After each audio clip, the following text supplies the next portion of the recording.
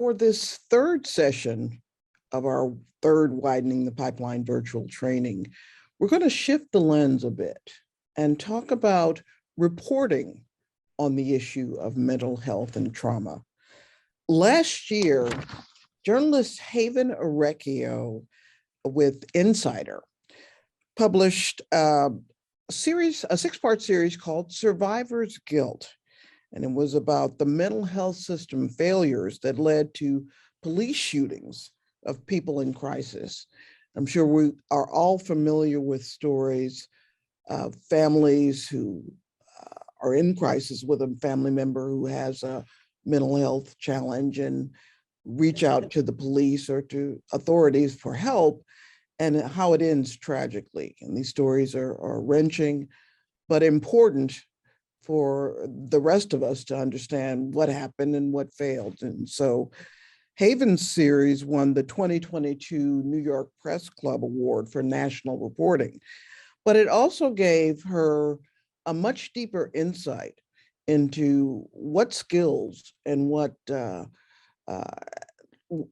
expertise is needed to report on mental health for families and communities. So Haven, welcome to this Widening the Pipeline virtual training, and thank you for joining us. Thank you for having me. Can you tell us a little bit? Well, let's start first with your background as a journalist. What prepared you for this type of reporting, or had you done reporting on mental health before this series idea?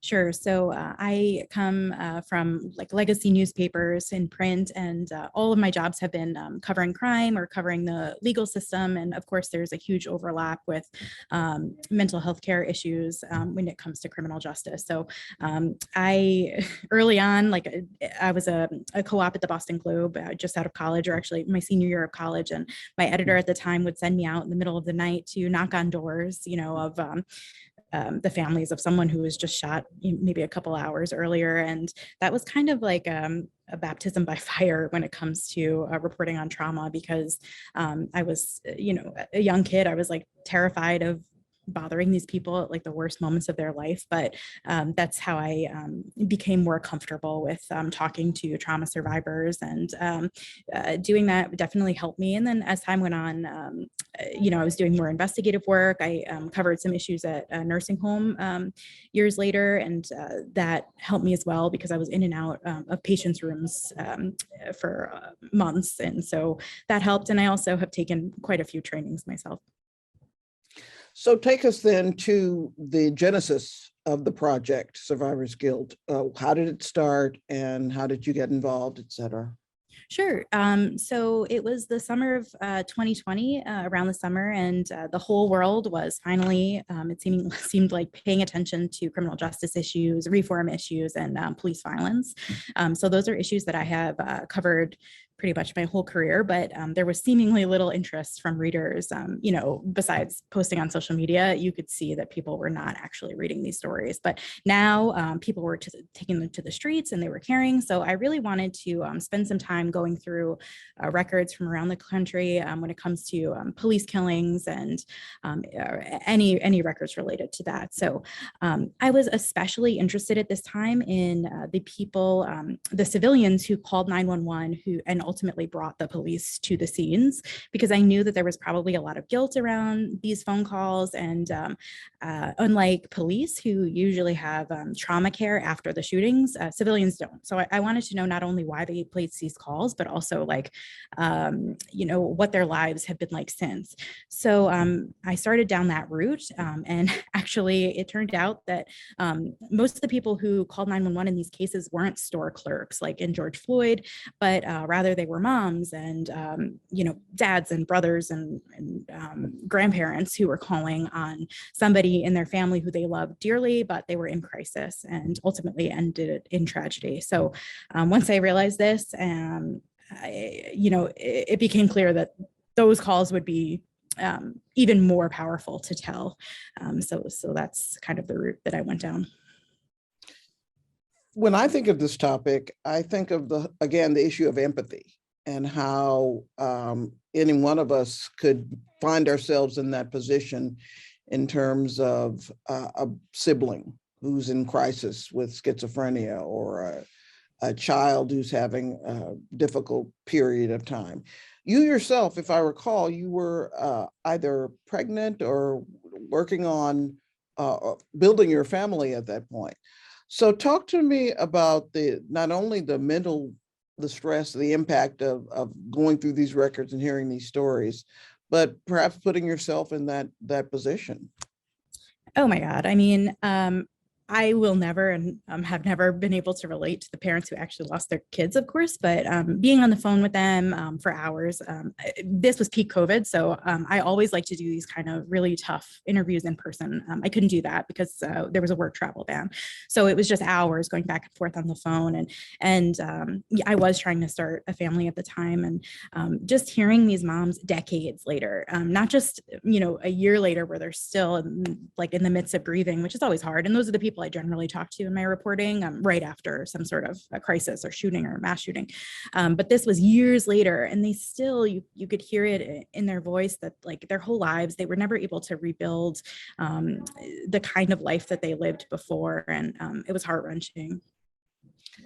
I'm going to share something that I learned early on in reporting, covering cops and car crashes and deaths along those lines. And I want to know if you agree. For many people in that situation, it's the last time they'll be able to speak for this relative. They'll be able to perhaps be their voice or find some shred of something positive to say about him or her. So is that something that you sort of learned about and help? How do you use that in terms of your reporting? Absolutely. There are times when you're going to knock on someone's door and they're going to think you're the worst person because they're in the middle of grieving, right? And they're not going to want anything to do with you. And they're going to shut the door. But a lot of times, more often maybe than not, these people who are grieving want to have the opportunity, you're their voice. They want to have the opportunity to let the world know about their loved one more than just that they were the victim of some sort of atrocity or harm, but rather that they were, show me photos of them when they were 7 years old and dressed as Superman and tell me about their dreams and their hopes and the kind of person they were. And so I find that sometimes you cringe when you gotta make this call or like reach out to people, but in a lot of cases, like you're doing them, they like to speak with you. They're happy that you're giving them the chance, because what's the alternative? They're reading the next day, or they're flooded with articles, especially if you're in local news, about their son's death. And the only thing they knew was, killed in a robbery, or, and then people are left to make assumptions about what kind of person this was because they died this way, instead of, also having the mother tell them everything they knew about this kid. So it's kind of an honor to be able to do these kind of stories as well. You have some slides that you want to share with us. Why don't we do that now? Sure. Bear with me because I'm very bad at this, but portion of screen. I'm just going to go over a lot of it, because a bit that we already talked about, just because I made some notes. But when I'm doing work about in trauma reporting, like a good chunk of my job, as I said, has been calling people up and asking them to tell me about, these terrible parts of their lives in such detail. And I always find that there's a huge balance. Like none of us are doing these kind of interviews just to exploit someone's trauma for our own benefit, but because these people have like a really unique perspective that is impossible to ignore when we're doing a comprehensive piece on a certain topic. So they represent like the who when we're trying to get people to care about a massive systemic injustice or broken system. So when it comes to telling stories about these big picture atrocities like war or police misconduct or sexual abuse in Hollywood, it's kind of invaluable to hinge them on the experiences of real people. So as I'm sure everyone has found in their own work, for people to feel moved enough to sort of take a stance on an issue or to get on the street and protest something, it's almost essential that they get to know some of the people who have already been harmed by these injustices. And it's our job, I think, as reporters to introduce them. So I guess now I'll talk a little bit about some of the strategies I use when I'm doing these kind of stories, and how we can walk away without feeling that like icky feeling, like we might have hurt someone in the process. And I guess I'm not sure if you have the ability, but you can probably just unmute and ask questions if you need. So this is the series that we were just talking about. And it's, so I mentioned that like I started working on it in the summer of 2020, and in the end, I ended up profiling just those moms, right? So there were 5 moms from a really diverse socioeconomic and racial and political background, but in the end, they lived through remarkably similar trauma and aftermath. So in these cases, the sons had long lived with psychological diagnoses. A lot of the cases were schizophrenia, and the moms really just wanted to get their kids into treatment. So in many places, one of the ways to get your adult child committed into a treatment program, if they're over 18 and not cooperating, is to have law enforcement and later a judge deem them a danger to themselves or the community. And we can probably already see the problems with this. So to do this, a lot of families tend to call 911 when their child is in crisis. And many of these moms didn't really fear that their child was actually a danger when they called, but they thought it was their only available pathway into treatment. And they were right in a lot of the cases. They were exhausted and they were scared for their child's safety. And they really, in the end, just needed some help. But none of those kids ever made it into treatment because when police showed up and those kids were in crisis, they weren't really able to comply with the commands that police were giving for obvious reasons, and they were killed. The moms, years or decades later, are reeling with grief and guilt, and their lives don't look anything like they did when their kid was still alive, obviously. So I tried to use these individual stories of the moms to give people a way into the bigger issue, which is a broken mental health care system. And to do this, I wrote the main bar, which sort of explained the system. It was more expert heavy, and it showed the gaps and explained why this is happening. And that's a lot of where my quotes from experts in law enforcement were. But then the individual profiles were about the moms and their lives before, during, and after they made those phone calls. So I find, and I'm sure you all find, that people really like a black and white story, like a victim and a villain. And in police shootings, there quite often is a victim and a villain. But in my series, it was really the behavioral healthcare system that was the villain. So it was really more about all the roadblocks that these women faced before they called 911, and then the actions of police just demonstrated how badly people can end up suffering when those other steps fail along the way. So this is the most morbid, series. It's super morbid, like most of my reporting is. So I tried to include a solutions journalism element by talking to those experts and psychologists and people who are already doing really good work in this area, and what they're kind of doing to blow it out into like a national or national or regional efforts. Can I ask So you the age range of the young men in this photo? yes, I believe the youngest, so the youngest is kind of misleading. This was a photo when he was very young, but he was like 17. So they were, I think, between like 17 and 23. Yeah. That was the sort of the best photo she had for that purpose. So it's what I took, but it wasn't very recent. Like was mentioned, ultimately the series won the Press Club Award, but more importantly, it got a lot of attention on a broken system story. And that's something I really have always kind of struggled to get eyes on. Now I'm just going to talk about one of these moms, and then I'll explain the steps to get it done. So this is the Hall family. I don't want to say it's my favorite of the profiles, obviously, but it was definitely the most powerful for me. So Tawan was raising her 2 kids in a sort of upper class neighborhood in California. Both of the parents were really educated and pretty wealthy, and their neighbors were too.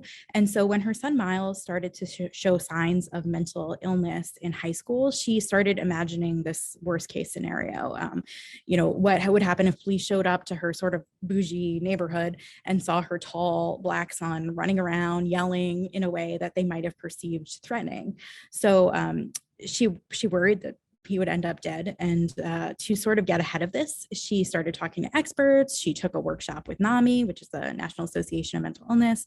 And it was recommended that she reach out to police and get to know them. So she did that. She, years, before anything happened, she was talking to sort of a mental health liaison for the department, and she was aware of her son and their situation.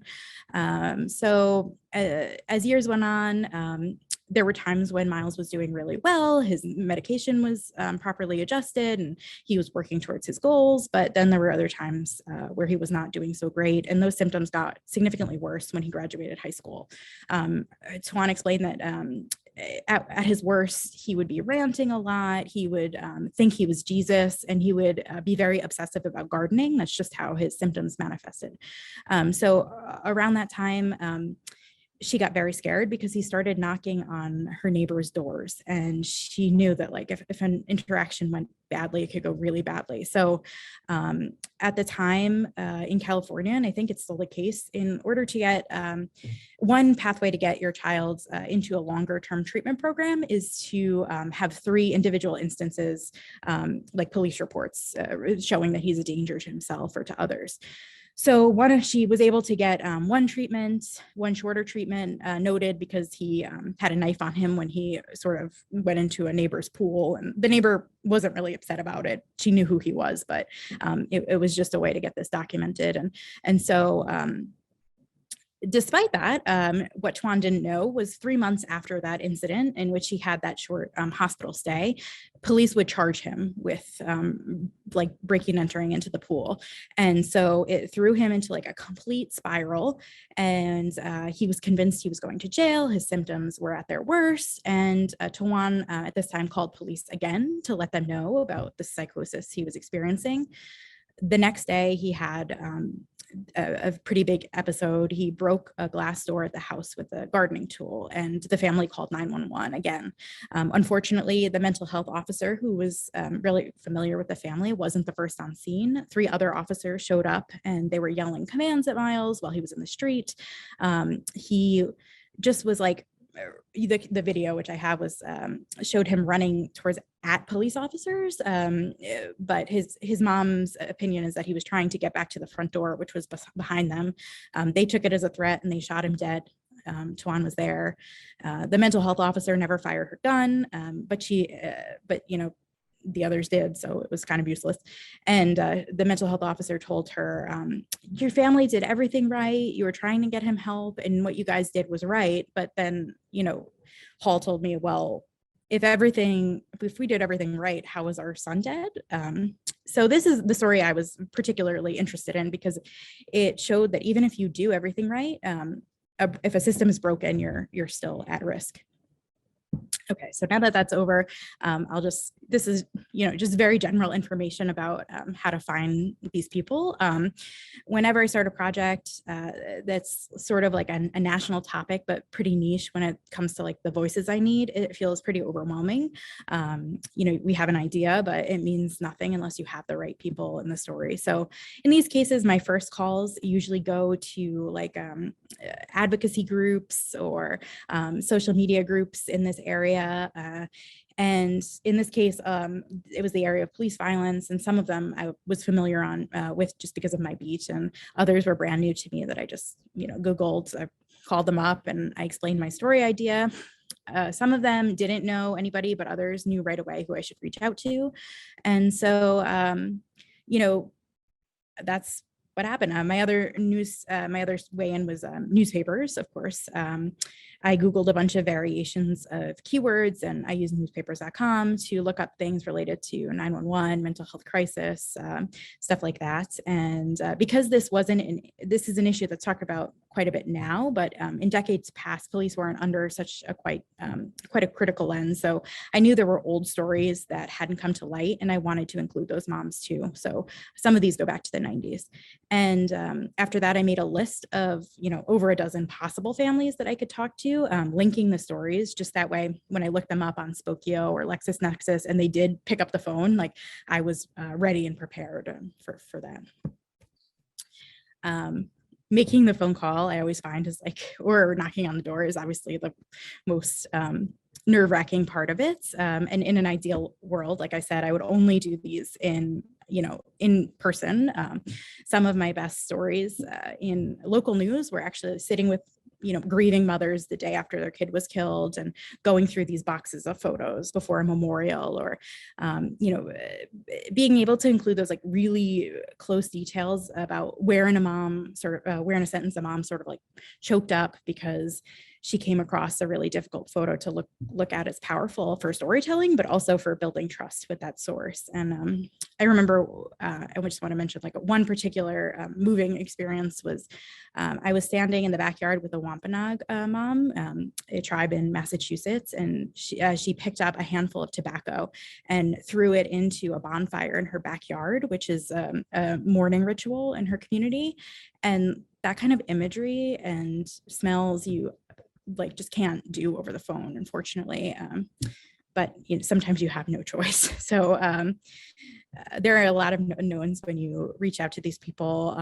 You might not get the right person. You might be told you're the worst person, and you might feel like that. But I always try to remind myself that we're doing something really important, and we're trying to give people a voice.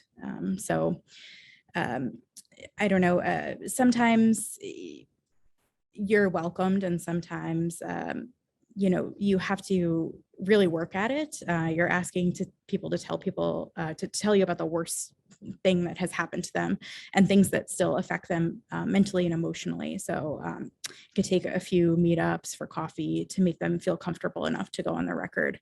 And when they do agree, I really, this is super important, I try to be as transparent as possible about the process between that conversation and when the story is going to be published. So I like to tell them whether or not it's going to be a few hours or a quick couple day turnaround, or if it's something that comes out months from them. I also always tell my sources that I'm going to interview a ton of people, and everybody's story will likely be important to the main, background crux of the issue, but not every individual story is going to be featured. I don't want people to get their hopes up when the story publishes and they're not personally mentioned, because you really don't want them to feel like they're just another person that, you're another person that they didn't think they were important in the end. And so now here are a few things that I personally never do, but everybody is very different. So you might decide you want to, and that's probably okay. I personally never tell my sources that they might feel better to get the story out, because I have no idea that they're going to feel better, and they might actually feel really awful when they see it in print. I also don't tell them their story could change a policy, because we don't know that, and most likely it's not going to change anything. But I do, I'm always pretty upfront with my sources that they are completely in control of their experience as a survivor of something. So they're in control of what they witnessed, what they heard, what they saw. And I'm going to get the documents and interviews and police reports elsewhere, and I'm going to report them. They might not like that, but when it comes to their story, they are in control to tell me as much or as little as they can remember. And depending on the story, I'll also mention if we can go on background or not. They might want to give me some context that they don't want reported, or they can't for sure confirm. And I still kind of want that information, and we'll just have a conversation later about how I can get that on the record from them or someone else. And also if there's a fact-checking process, which I really hope there is in everyone's story, it might be also worth letting them know that as well. So they should know if you or someone else is going to give them a call about specific allegations, and not just because you don't believe them, just because you want to make sure there wasn't some sort of miscommunication and that you're really dedicated to accuracy in the end. And this is another thing that everybody feels really differently about. But for me personally, I'm very cautious with my sympathy. You might really feel sincerely terrible for your sources. They might move you to tears, but not all of our sources want to feel like a victim. And it can even make them feel, it can make it harder for them to work with us. So everyone's really different, and that's good because authenticity is so important, especially to trauma victims. But I usually say something like, I'm so sorry to be asking you to speak about something so difficult, or I'm sorry you had to experience this a few times, once or twice, maybe during a talk at points when that's exactly what I'm thinking. But I try to limit it because, again, you don't want to make people feel uncomfortable. We're not bulletproof. I have choked up in interviews plenty of times, but I try my best to sort of keep it discreet. Maybe I'll have a sip of water, or I'll ask the source if that's a good time for them to take a break if they also feel like maybe they're feeling emotional. But I will never explain how I'm feeling to the source. And I will never, ever start talking about how their trauma reminds me of something in my own life. I think that's something that some journalists do to try to relate and connect to their source. And I totally understand and appreciate that. But I want to remain a witness and a listener more than anything else. So I don't want them to feel responsible for my emotions. Yeah, this is just a slide about, these people are not public figures. I cast a really large net when I'm working on these stories because I know I'm not going to hear back from everyone. To get even just these 5 women, it was a mix of gentle persistence, and also I had to know when to sort of cut the string on other people who I could tell were pretty wishy-washy. When it's a public figure or a public official, I am super aggressive. Everyone will tell you that. I leave repeated voicemails. I will visit people's homes. I will call their grandmother, whatever it takes to get a story done. I've done it pretty much all, but trauma victims are a totally different kind of source. And we're asking a lot of them to bare their soul to us. So if you get the sense that someone is not game to go through the entire process with you, or that their memory of events is really so hazy that you can't even get an accurate picture of what went down, which is actually like a normal reaction to trauma in a lot of cases, you have to thank them and make a decision to walk away and use your best judgment. It might be super hard to do when you feel like you've already sort of built a relationship, but in the end, you don't want to publish something that you or they are going to regret if you can help it. So I'm like the worst person to talk about self-care, probably. I'm not really good at it, but here are some photos of my daughter, Simone, who's very good at it. I became a reporter in newspapers, and I absorbed those work hard, sort of be tough and unflappable vibes. And I still tend to go a really long time covering horrible stuff without stepping back and thinking like, okay, how is this affecting my mood or my relationships or my behavior and ultimately my journalism? And I'm sure a lot of people can relate. As a young female crime reporter, I had always been kind of proud of that like badass image almost of, and I still am sort of proud of that image. But I think that being aware of how your work is impacting you is important, not only for your own well-being, but also for your journalism, because this industry can really harden us. And when you become jaded, you start to lose the ability to identify good stories right in front of your face, because that started to happen to me.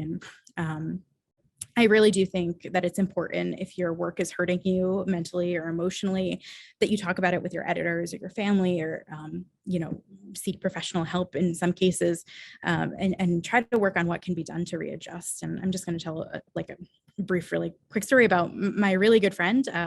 We met and became good friends covering the Boston Marathon bombing together. And after that, she had a really rough run of going from mass shooting scene to mass shooting scene over a few year period, and was diagnosed with PTSD.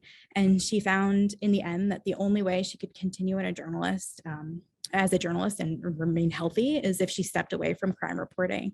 And she loved this and had always done it super well. So I think that the decision was a tough one, but a healthy one. In less extreme cases, for me, when the work is really heavy, I try to sneak in an afternoon walk, or I'll go to a new spot in the city, schedule a weekend outing. And self-care obviously looks different for everyone. So I've included some links from people who are much better than me at talking about self-care. And so that's sort of the end of the slides I did on this particular series, but I can talk about anything else.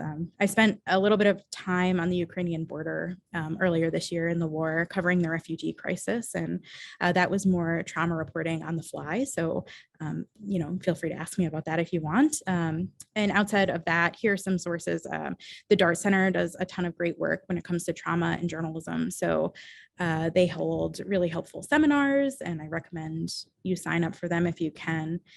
They also host newsroom-wide trainings, and I participated in a few of them, and they're great. Some of my practices come from them, and others I just developed through the work, as you guys do too as well. And this is my information. You can reach out to me whenever. Well, I have to say, I'm going to need about 15 minutes of Simone sitting there with the sunglasses on. Great. That'll take care of me for the rest of the day. I want to ask you, because I'm thinking about it, what kind of response did you get from the moms in the Survivor's Guilt story? A lot of them reached out to me through Facebook message. I got a phone call from one woman on Long Island, and they liked it. They appreciated it. One mom reached out with regret, actually. So there was an issue where she was divorced from her husband, the dad of her son.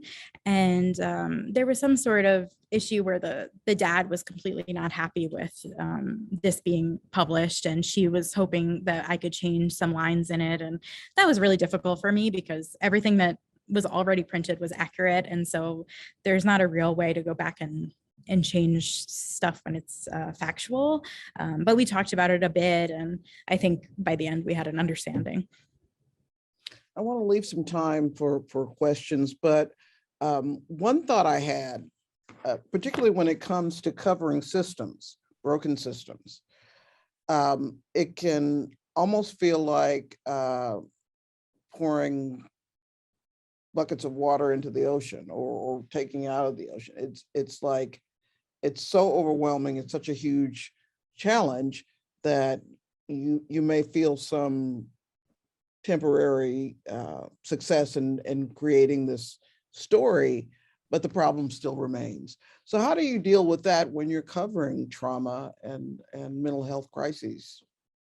I mean, it's depressing. It's like overwhelming. You feel like you did something that was helpful, but really in the end, the same atrocity you just reported on happens again. I mean, the only solace you can take is that you gave voices to the specific people that you talked to, and maybe, somebody will see that and it will help. I mean, this story, I think, has actually been, the series has been cited in reports that were presented to Congress and stuff like that. So, I think you feel comforted by the fact that it is being used in the very slow cogs of justice that are moving. So that's what I try to look at. I see Heba's hand raised. Heba Ahmad, jump in here. Hi, thank you so much for being here. I wonder how you have navigated, these difficult conversations, maybe with people who are from like different cultures and like racial backgrounds, because I'm not gonna sit here and act like I know everything about everyone. And like, especially for example, like within immigrant communities, I mean, sometimes they're more likely to be a little bit more closed off or skeptical. And especially like being somebody from the media, like, historically marginalized people are not necessarily going to have that trust in us. So how have you have you ever taken like an extra step or like have a different line of whatever? Like, how do you kind of navigate those conversations? Sure, this is like absolutely true. I guess I'll talk about in local news. That's where I come from. And I think the key there is it's not something I can do on a national level, unfortunately, quite as easily. But in local news, being in a community before there's someone who's shot and killed is really the key, right? So showing up to community meetings at your church, talking about police violence, and getting to know the pastors that are always on the ground, getting to know the teachers who take particular interest in, this issue or whatever you're talking about, sexual violence, whatever.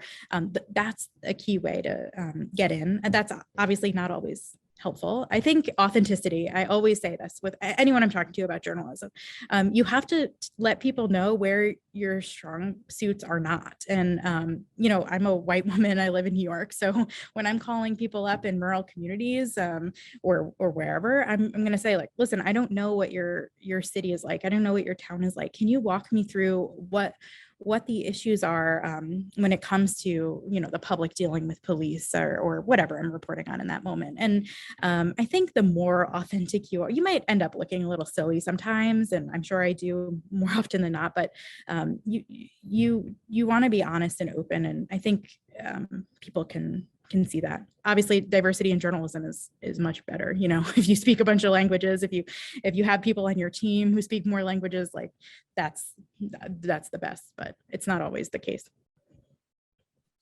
Hi, Haven. I'm Luz Moreno Lozano with the Austin American Statesman.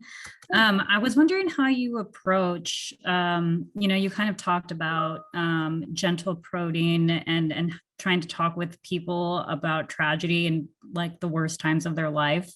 So I was wondering how you kind of approach that gently, but still try to get the story.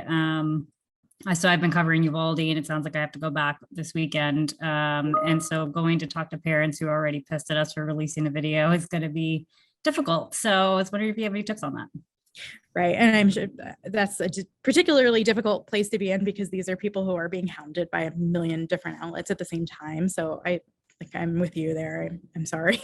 But I think talking to family members, it's like you don't want to be in the scrum. I know now that I'm sort of like in covering national issues, you don't want to show up with 15 other reporters and their cameras in their face and be obviously, I'm sure most of you don't do this, but like yelling questions at them as they walk by. But you want to sort of get at them when they're walking out of the room and be completely authentic, tapping them on the shoulder and being like, listen, I'm sure you've been approached by 50 people today, but I really want to get to know your individual daughter or whatever, and know who that person is. Like, approach this woman knowing who they are, knowing who their kid is. So you're not just you're not slipping up when you have to ask. It seems like you're being genuine, and then they mention their child's name, or you have to ask the spelling or these little things, and they start to not trust you again. So kind of doing background research on the individual people is also helpful in situations when you can. That's not always possible. Hi, Haven. Thanks for, can you guys all hear me first of all? Yes. Okay, cool. Yeah, thanks for talking with us. I am fairly new to covering criminal justice. I'm here in Mississippi, and I think the biggest thing on my plate right now is the jail system, because it's just not the best here. But, one thing I definitely am striving to do more is not just report on, what's the commissioner saying, governor saying, all these official people. I want to get the stories for people who families are incarcerated, these people who might be inside, just, kind of like you said with the project that you did, putting a face to the issue or showing the effect that an unjust system has had on these individuals. I guess, would you have any little bit more general tips with, across criminal justice coverage, just being able to get in contact with some of these people to be able to incorporate them more in the stories? Yeah, absolutely. This is tough. I usually call public defenders offices in the area and see if they have somebody who comes to mind when you're talking about, prison injustice or whatever. It could be someone who isn't in prison anymore or in jail anymore, or they might be able to put like a word in for you, and you can send them a letter, and then usually the prison will allow you to come in and talk with them. I actually haven't done this in a long time, but that's how I go about it. Again, advocacy groups are always the place to go, because they produce usually like annual or biannual reports and present it to some government. And in those reports themselves, which are easily found online, there's citations in them. So sometimes it'll talk about like the specific instance of, feces piling up on the floor of a prison, which is something I'm thinking of from a juvenile justice center that I'm working on. And then you can go back to the writers of that report and say, would it be possible to put me in touch with this specific person or their mother or whatever? And that's one way in. As you think about the future, Haven, in terms of continuing to cover this issue, and it feels like what you're preparing yourself for is issues that are even more extreme, challenges that are even greater, something that the public will say, my God, where are we going here? What advice would you give to a journalist like Mina and others who want to cover criminal justice, but could really be daunted and just sort of think, I'm jumping into a pond that there's really just nothing redeeming about it. There's nothing that's going to benefit me or my spirit by doing this. What advice would you give? I feel like this, several times a month, and, it is rough. It's sometimes I just don't have stories to pitch because I'm like, I don't even know. Everybody knows how terrible it is. Like, what can I tell you to make you understand how bad it is? But on the other side of that, there is so much work happening in this field, and it has been happening for a long time. So when I'm feeling really bad, I like to go through and see, are there advocacy groups or are there community groups that have seen good change? Minneapolis, I'm sure if you ask someone in Minneapolis, they're going to say it's still terrible, but there has been improvements places. So kind of getting those good news stories out, as small of those wins as they are, it kind of make you feel empowered, because when you talk to somebody who's been in the slogs of this for like decades and they've been working on getting these tiny changes done, you hear in their voice like just how proud they are. And I think you can actually see it when it comes to gun violence a lot. There's a father of a Parkland student who has a Twitter account, and he tweets out all the wins, right? He also tweets out all the loses, but those are helpful because it makes you kind of ignited to keep doing the reporting, because the more we report on this stuff, the more other people feel empowered to do the change themselves. Excellent. This is a topic, again, as somebody who started out covering cops in Seminole, Florida, all those years ago. It's such a privilege for me to meet a woman, journalist who is expert at this and who's committed to this and who is passionate about the impact of her work. So I'm so grateful for you for taking time out to speak with our widening fellows. So once again, let's give a virtual round of applause to Haven Orecchio for joining us today. Thank you so much for coming. Thank you so much for thinking of me.